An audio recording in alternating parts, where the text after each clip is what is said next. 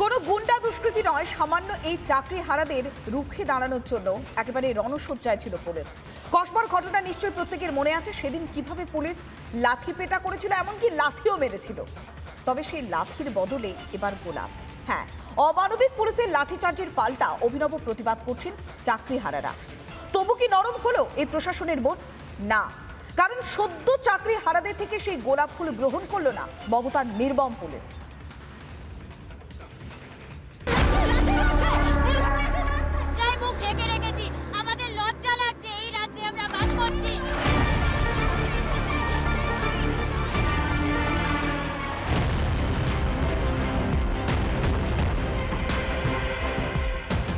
পুলিশের মার খেয়েও চাকরিহারাদের মনে থেকেছিল মহাত্মা গান্ধীর ভাবনা।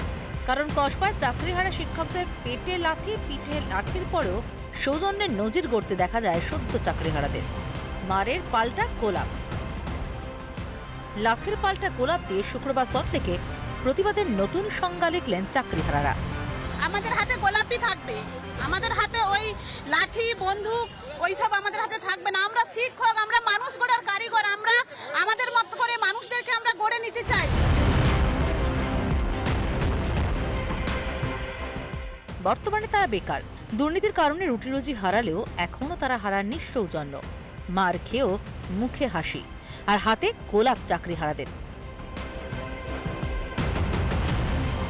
কিন্তু পুলিশ কি করলো দেখুন।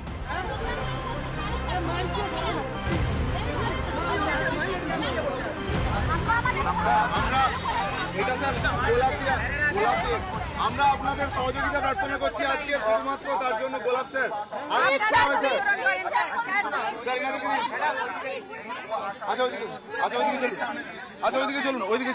কি হলো? হ্যাঁ, ঠিকই দেখলেন, গোলাপ নিতেও নারাজ মমতার পুলিশ।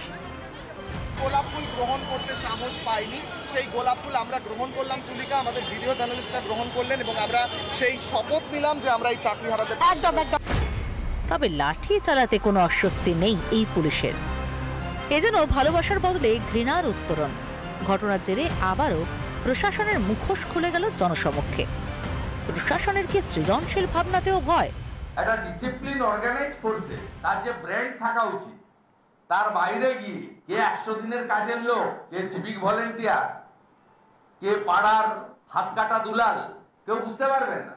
এবং এরা এই কাজগুলো করছে। টিকিয়া পাড়ায় পুলিশের পিঠে কেউ লাথি মারছে যেহেতু ভোট ব্যাংক, আবার কসবাতে উনি শিক্ষকের পেটে লাথি মারছে।